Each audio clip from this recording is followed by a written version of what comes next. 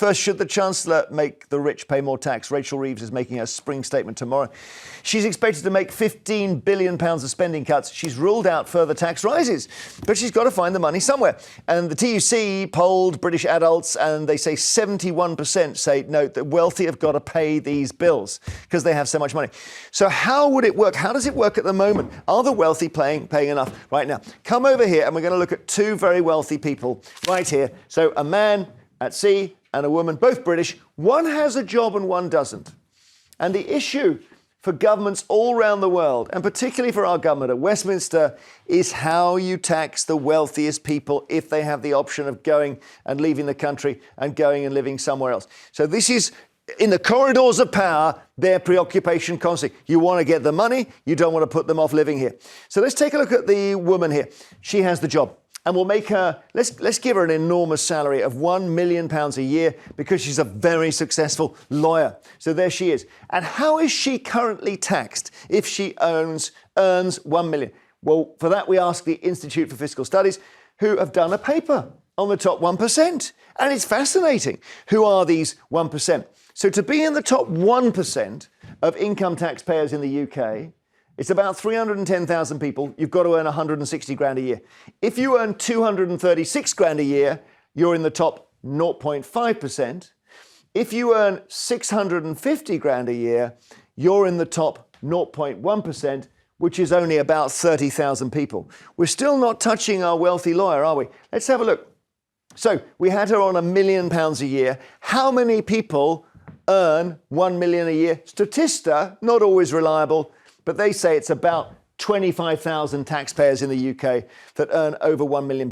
The point being, there aren't that many of them who've got this extraordinary amount of money, but they pay a lot of tax. The top 1% of earners pay 29% of all income tax, up from 25, 21, 29. So at some point, they might even pay a third of all the income tax. So it's difficult to squeeze her further. Now we look at this guy. And he is fascinating because he doesn't really have a job, although he's very wealthy. So income tax is not going to touch him. So he is one of our 165 billionaires in this country. No job to speak of, funds his lifestyle with investments and profits from the sale of his business, for which he got 10 squillion, let's say. How do you touch him? This is the really difficult thing, because his expenditure on his yacht and his tickets and his food, you tax that with VAT maybe, but how do you touch him when he's just sitting on wealth? And this is a question for governments all over the world, Marina, isn't it? Mm-hmm. Is the people who are sitting, those 165 billionaires, whether they should pay more and how you get their money. OK. It is worth noting at the moment there is a group called the Patriotic Billionaires touring the country in a bus, in fact, a branded bus, because they work really well in this country, saying, tax us more. And can I just say, for everyone listening at home, I'm not talking about you. I'm not talking about income tax, by the way. I think income tax, we're already taxed so highly for people that actually go out and work. And so you let the lawyer off there, even the £1 million a year lawyer? I personally don't think people who go to work for a living should be paying more than a 50% rate of tax. I don't think that. I actually think the scale needs to be more progressive, and it needs to kick in and be more progressive so people pay more like that lawyer, rather than kicking in at the rate it does, which I think is too high. I also think the threshold is too low for when people start paying income tax. So you do want to tax them more? But it would be, the solution here is not to tax people who go out to work. Why, if a person goes out to work, should they be taxed more heavily than the person sitting on their bottom, watching possibly their inherited wealth, whatever, just grow? A bit like Musk, right? Sits all day tweeting on, possibly off his head, and his wealth just accumulates. And if he's taxed at all, if he would be, he's taxed at a lower rate than you people going to work, us, with the most we can do in a day. We are capped. We are capped at 24 hours in a day. So I thought you'd go for the £1 million a year lawyer because you've got more of them. You've got about 30,000, maybe. But you've gone for the billionaires who are, they're small in number, yeah? So would you go in that direction, or would you not go for either, Geoff? Emotionally, the guy there with the yacht, I'd love to have more of his money. Of course I would. He's paid tax already, by the way. Yeah, he does pay tax, but I'd like to have, emotionally, I'd like to have more of it. But the point is whether or not in the end, that's going to make more money for this country. As you mentioned, the money that they would spend on other things in Britain, one of the privileges of the kind of wealth they have, unfortunately, is that they are far more mobile. And, there is already a drain of the super wealthy from this country. The figures are startling. And this is just anecdotal, by the way. Hang on a second, just let's finish. But the figures are startling. And I know two super wealthy people, and they've both left the country in the last 18 months. So I just think to avoid taxes, or yeah, they want a better tax settlement, and they have the sort of facilities by which to do that. So it's a question of timing. I do think that there was a window when Labour got in. I think even Michael Gove spoke about a wealth tax and was not totally closed to the idea. I think now with that exodus of wealthy people, I think that window is closed. OK, so right, what we're talking about here, there shouldn't be an exodus. What's being proposed by people like patriotic millionaires, or there was a report from the London School of Economics, is a one-off wealth tax. It's not ongoing, and when this is properly administered and you have exceptions for businesses so people continue to invest, a one-off wealth tax over 5 years on assets over 10 million, minus debts, would raise £43 billion. if they didn't leave. Right. Why? Right. So if you have got over 10 million and 1% of that, are you telling me genuinely you're going to leave as a result of that? The richest person I know won't spend any money at all. Okay. If he's told he's going to spend 10 million... Well, that's your mate. The living in patriotic Britain. millionaires are going around telling us, not. please tax us more. I also think we're just so unimaginative. Even Thatcher knew in the dire situation that she was in, she found herself in, she put a one-off tax on the banks, right? Blair, What about bonuses in public utilities? Blair, one-off tax on utilities, Yeah. right? But I'm talking about the people who get the bonuses from them, the bankers or the water bosses. Would you do a special tax on that? Well, I feel like I think Labour were looking at removing the cap, right, on the bonuses. Is that right? They were actually. They were. Yes, they were. right. And again, why are they Slightly doing that? counterintuitive. Absolutely counterintuitive. Well, to bring in great bankers from other countries. That's why. Oh my goodness! Like, financial services sector is one of our sectors that's booming. We're okay. We're okay. All right, Shelley in Newcastle. We've tried to explore how we tax those two people I gave in the graphic. What do you think? No, not really. I mean, Norway tried this. And they started leaving the rich because they can't do that. They tried it with the non-doms. She watered it down not long after because they were walking with their feet. The rich don't. Most of the rich don't use they use private hospitals and private schools. Yep. So they don't take money that way. Can I just say, why don't they look to legal aid? There was an asylum seeker used it 9 times, and she got allowed to stay. You should be one time. The cost of the hotels it's costing, I think it's disgraceful. That wouldn't be a big part of it, though, would it, Marina? Shelley, how much do you think that's going to save? How much do you think that performative cruelty is going to save, that denying people of their rights? How much do you think that's going to save? And also, you talk about the millionaires leaving and they don't use the healthcare and whatever. What about all the people that work for them, that break their backs working for them, that get minimum wage, that contribute to their profits? Shelley, thank you. What about on that note, though, OK, I support Chelsea, right? We were owned by an oligarch, Roman Abramovich, who had so much blooming money. And you could say, well, he arrived in the country and he'd not been taxed because he didn't have, as we've discussed, he didn't have a job. However, by funding Chelsea bought these players. These players are paid, £200,000 a week, and they pay tax on that. So as these billionaires move around our society, there is tax income being paid. There's a discredited word, and a lot of people don't like it, which is trickled down. But there are vanishingly small amount of countries that have done this, and the ones that have done it don't notice a massive difference, a modest change in wealth inequality. But as I say, part of this is down to time. And if you look at, like, the Tories whacked up corporation tax, right? Then Labour came in and have whacked up NI. There's a whole sort of tone to how we feel about business and wealth creators that has seemed hostile. This is not just under Labour, this is under the Tories as well. So I just don't think the political bandwidth is there now. Like I say, if Labour had spoke about this in the election, they might have been able to do it. Let's pause and take a break, and we'll take more calls about whether the rich are the place to go for the money we need as a society. 0207 862 2222, and we'll see you shortly. But now I want your calls on whether the Chancellor should make the rich pay more tax. It's hard. They can leave. I suppose they can leave, not if they've got jobs, though. John in North Yorkshire, what do you think? Right, I've given a little calculation here. There's only 640,000 millionaires. That's million, not billion, in the UK. If you were to tax them an extra 10%, that'd give 64 billion. If you tax 10% on the vast majority of people over the £20,000 minimum wage, that would be 120 billion. Oh. Therefore, taxing from 20% to 30% basic rate would give a much better return for the Treasury than taxing millionaires.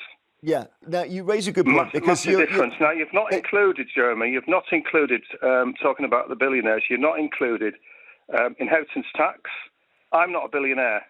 I've got more than £6,000. I'm out of work, but because I've got more than 6,000, I can't get benefit. But for every pound that I leave in my will, I've got to pay 40% for every pound of my savings in my will. Well, if you've got hang on, you've got a zero rate threreshold, haven't you? So which is about 375, is it? 325,000 if you're single. Yeah. Okay. Well, if your family and your wife or partner, let me just put your million. Okay, just hold it there. So John's point, brutal as it sounds, is that the way you go to money is you go to groups with the most people in. So he's looking at going down to people paid 25, 30 grand. I mean, he might be right. That may well be where Rachel Reeves eventually goes. She will have to break her fiscal rules at some point. What's the impact of that, John? What's the impact of that in society as it stands today? Well, you're not included all the other taxes. You're not included corporation tax. You're not included capital gains tax. I'm talking about the millionaires. And you could have $1 billion 1 minute if you've got it invested, and then the whole lot could be swiped the following day. You've got to have some sympathy with these guys. Either. Oh, and my heart bleeds for them. Right, look in the States, for example. You've seen like the Bezos and Musk and all the others, right, have seen their wealth be impacted because of their alignment with right-wing politics. They have lost billions, and yet they won't feel a thing. Does that not tell you that they have got too much wealth? Do you not wish we could have Bezos in this country? But that's not necessarily for governments to judge whether or not people have got too much. But how can we talk about taking more money away from the classes that are already so squeezed? I don't think we you should can squeeze be earning the middle. £100,000 a year, and you got no chance of buying a property in certain parts of London or having kids. Wealth is a subjective term. So what we're saying is, if people have assets, this isn't about things that people have accrued within a year. We pick a point in time. How much money have you got? We're going to have some of that, right? Yeah. So that's the principle. That's your overall wealth. So over 20 million. Apparently, super rich, rich is over 2 million, and super rich is over 20 million. But it could be That's the definition. It could be a static amount of money, and it just sort of flies in the face of the way that most taxation works, which is about things that you earn or increase over time. Okay. It's quite arbitrary. Thank you, John. Raymond in Denbighshire. Hi, Raymond. Do you think we can squeeze the rich, Ray? I think it's the loopholes that need tightening up. You've got highly paid footballers, celebrities, TV presenters even, that can form companies and then draw salaries from the company and avoid paying tax. Well, there was a case not long back of one of the TV presenters got away with £1.5 million of not paying tax. Well, you say that. That's people like myself that have no choice. Their tax is paid before they even get the pay packet. Yeah, well, and it's things like that annoy myself, and I'm sure millions of other ordinary people. And the other thing that annoys me is these TV presenters that are on £300,000-400,000 a year. They don't tell you how much per hour that equates to. Can I just say that most of them only work 3 days a week. Okay, that whole thing of people being forced to work out of companies and invoice deemed employers has been shot to pieces by HMRC anyway. So that has crashed on landing. But you make a good point. I don't know what loopholes there are really, though, Raymond. If someone's got money coming from an employer and they're paying tax on it, where's the loophole? Well, it's not. A lot of people now are self-employed that are in television. Well, he's talking about when you set up a limited company and you pay yourself dividends. Their agent sorts a contract out of several £100,000 a year. I'm talking about mainstream TV companies now, like BBC, ITV, all the rest of them. They're not really doing that anymore because, as I say, it was deemed to be irregular by the tax authorities. But you raise a good point. There we are. I think he's got a point about tax avoidance, tax evasion. Just offshoring everything in the Caymans. Why do we let it happen? Yeah, and companies being able to come to agreements with HMRC that ordinary people, possibly even the kind of people that Raymond's talking about there, wouldn't be able to cut. I mean, I suppose it comes down to the point about billionaires. It's like, do you want like 1% of something or 100% of nothing? That's the problem. Is they're incredibly mobile, and if you dissuade them, they'll just up sticks and go somewhere else. So, like I say, from a moral point of view, I want more of their money. From a practical point of view, I don't know if it ends up being a long-term. Barbara, in Merseyside, do you agree with that? Hello, Jeremy. No, actually, I lived in Switzerland for 20 years, and their system is perfect, in my opinion. When you pay tax, it's decided on by the locals in that area. They vote on it. Now, I paid 7% tax, but if you take the money out of the country, you pay 45% tax. Wow. How do they know you're taking it out, though? Oh, the bank know what you're doing every 5 minutes. Yeah, but what if you invest it outside? You buy shares or something, or? No, you invest it in Switzerland because in different areas, if they need the investment, the tax goes down to about 3%. So you get very wealthy people putting money there, creating jobs, and the locals have decided that. Well, there we are. But there are other incentives, you know, fiscally to be in Switzerland, I guess, you know, so there are certain points. Can I just ask Barbara a question, actually? Yeah, please do. So when you say, Barbara, 7.5%, is that 7.5% wealth tax? No, there's only one tax in Switzerland, income tax. Right. Okay. There's no VAT, there's nothing else. Now, the area, the canton where you live, decides what you pay. Okay. So essentially, it's a low-tax society, and they're quite wealthy. Yeah. I mean, potentially there might be a message there. But do they not have, like we have in this country, I mean, it's sometimes called an underclass, where people need a lot of assistance, and a lot of tax has to go towards helping them live their lives, Barbara? They don't have Swiss poverty? No. They don't have poverty. Because there's no benefit, you see. Right. Everything you take straight from your salary. They take the income tax and they take your insurance. No, I understand that. That comes straight. I understand. And But I'm just trying to work out what you do everything. for people who can't work. Well, they're insured, so they'll be paid. Okay, maybe It it pays works. for everything. Maybe it works. I think Trump is moving to something like that, because I heard the last thing I heard from the US last night was they're stopping paying Social Security and seeing what happens if they pause it for a month. Wow. Thanks, Barbara. Thank you for all your calls on this. Later we'll be asking whether...